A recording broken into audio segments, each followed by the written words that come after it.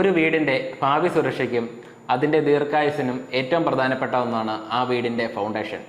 അതുകൊണ്ട് തന്നെ ഏത് ടൈപ്പ് ഓഫ് ഫൗണ്ടേഷനാണ് നമ്മൾ പണിയാൻ പോകുന്ന വീടിന് ചൂസ് ചെയ്യുന്നത് ഏറ്റവും പ്രധാനപ്പെട്ട ഒന്നാണ്. പ്രധാനമായും രണ്ട് തരം ഫൗണ്ടേഷനാണുള്ളത്. ഒന്നെന്ന് പറഞ്ഞു കഴിഞ്ഞാൽ ഷാളോ ഫൗണ്ടേഷനും രണ്ട് ഡീപ്പ് ഫൗണ്ടേഷൻ. നമ്മൾ പ്രധാനമായും വീട് പണിയുമ്പോഴൊക്കെ ഷാളോ ഫൗണ്ടേഷനാണ് യൂസ് ചെയ്യുന്നത്. ഉദാഹരണത്തിന് കല്ല് വെച്ചുള്ള ഫൗണ്ടേഷനൊക്കെയാണ് ഷാളോ ഫൗണ്ടേഷൻ വരുന്നത്.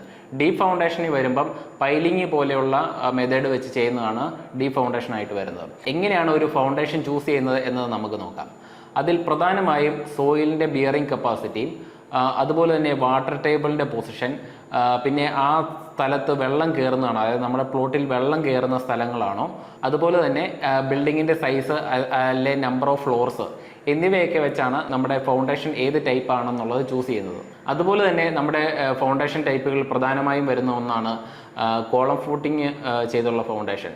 അതായത് നമ്മൾ ഇപ്പം ഒരു 5 അടി അല്ലെ ഒരു 10 അടി വരെയൊക്കെ ഡെപ്ത് പോകുന്ന ഇടങ്ങളിൽ നമുക്ക് ചെയ്യാൻ പറ്റിയ ഒരു മെത്തേഡാണ് ഈ പറയുന്ന കോളം ഫൂട്ടിംഗ് ഫൗണ്ടേഷൻ. അതിനകത്ത് നമ്മൾ CC ചെയ്തിട്ട് അതിൻ്റെ മേളിൽ ഫൂട്ടിങ് ചെയ്ത് പെഡസ്റ്റൽ കൊടുത്ത് പ്ലിന്ത് ബീം ചെയ്താണ് നമ്മൾ ഈ ടൈപ്പ് ഓഫ് ഫൗണ്ടേഷൻ ചെയ്തെടുക്കുന്നത്. അപ്പം ഇതിനകത്ത് ശ്രദ്ധിക്കേണ്ട ചില കാര്യങ്ങളുണ്ട്.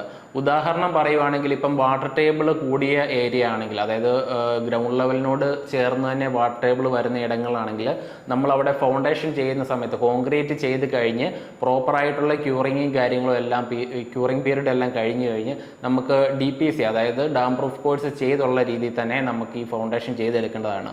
അതല്ലെങ്കിൽ നമുക്ക് ഫ്യൂച്ചറിലേക്ക് വരുമ്പോൾ നമ്മുടെ ഈ ഫൗണ്ടേഷനകത്തുള്ള, അതായത് നമ്മുടെ ഈ കോൺക്രീറ്റിനകത്തുള്ള റീഇൻഫോഴ്സ്മെൻറ്റിനെല്ലാം നമുക്ക് റസ്റ്റിംഗ് ഉണ്ടാകുകയും അതുവഴി നമ്മുടെ ഫൗണ്ടേഷൻ ക്രായ്ക്കും അത് നമ്മുടെ ബിൽഡിങ്ങിനെ അഫക്റ്റ് ചെയ്യാവുന്നതൊക്കെയാണ്. രണ്ടാമതായി ചെയ്യുന്ന ഒരു മെത്തേഡാണ് കരിങ്കല്ലും കൊണ്ടുള്ള ഫൗണ്ടേഷൻ.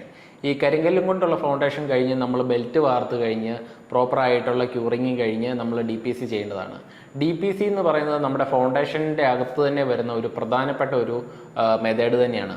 ഇത് ചെയ്തില്ലെങ്കിൽ നമുക്ക് ഫ്യൂച്ചറിൽ നമ്മുടെ ഈ മണ്ണിനകത്തൂടെയുള്ള വെള്ളത്തിൻ്റെ ക്യാപ്പിലറി ആക്ഷൻ മൂലം ഭിത്തി നനയും, അതുകൊണ്ട് തന്നെ നമ്മുടെ വീടിൻ്റെ ലൈഫിനെ അത് ബാധിക്കുന്നതുമാണ്. DPCക്ക് ശേഷം അടുത്തായി വരുന്നതാണ് നമ്മുടെ സോയിൽ ഫില്ല് ചെയ്യുന്നത്, ഫൗണ്ടേഷനകത്ത് സോയിൽ ഫില്ല് ചെയ്യുന്നത്.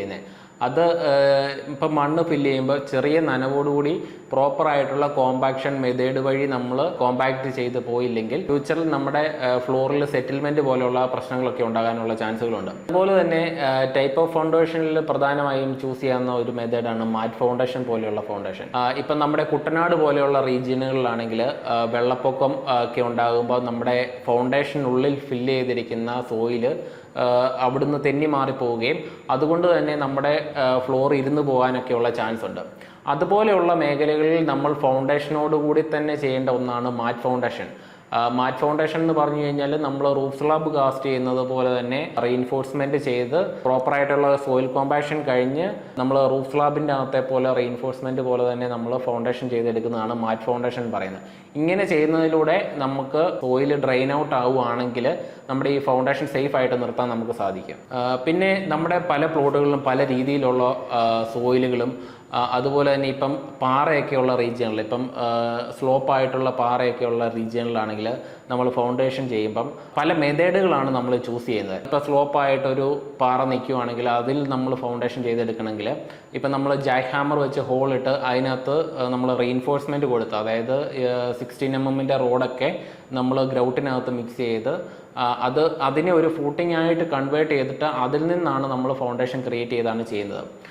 അതുപോലെ തന്നെ വേറെ ഒന്നാണ് നമ്മളിപ്പം ചെളി പോലെ കണ്ടമൊക്കെ ആയിട്ടുള്ള റീജിയനിൽ നമ്മൾ ഫൗണ്ടേഷൻ ചെയ്യുമ്പം സോയിലിൻ്റെ ബിയറിംഗ് കപ്പാസിറ്റി ഇമ്പ്രൂവ് ചെയ്യാൻ വേണ്ടി നമ്മൾ തെങ്ങിൻ്റെ കുറ്റി നമ്മൾ അടിച്ചിറക്കുകയും സോയിൽ, അതായത് ടാമ്പിംഗ് റോഡ് വെച്ച് നമ്മൾ സോയിലിനെ അടിച്ചിരുത്തി പിന്നെ ഫൂട്ടിങ് കൊടുത്തുള്ള മെത്തേഡിൽ ഒക്കെ നമ്മൾ ഫൗണ്ടേഷൻ ചെയ്യാറുണ്ട്. അപ്പം ഏത് ടൈപ്പ് ഓഫ് ഫൗണ്ടേഷനാണ് നമ്മുടെ വീടിന് അനുയോജ്യമായിട്ടുള്ളതെന്നുള്ളത് ഒരു സ്ട്രക്ചറൽ എഞ്ചിനീയറിൻ്റെ കൺസൾട്ടോടുകൂടി ഏറ്റവും ആപ്റ്റായിട്ടുള്ള മെത്തേഡ് വഴി ചെയ്യേണ്ടതാണ്. അപ്പോൾ ഈ വീഡിയോയിലൂടെ ഏതൊക്കെ തരം ഫൗണ്ടേഷനാണ് ഉള്ളതെന്നും അതിൽ ഏത് ടൈപ്പ് ഓഫ് ഫൗണ്ടേഷനാണ് നിങ്ങൾ വീട് പണിയാൻ ഉദ്ദേശിക്കുന്ന പ്ലോട്ടിൽ ചെയ്യേണ്ടതെന്നും മനസ്സിലാക്കിയിരിക്കുന്നതെന്നും കരുതുന്നു.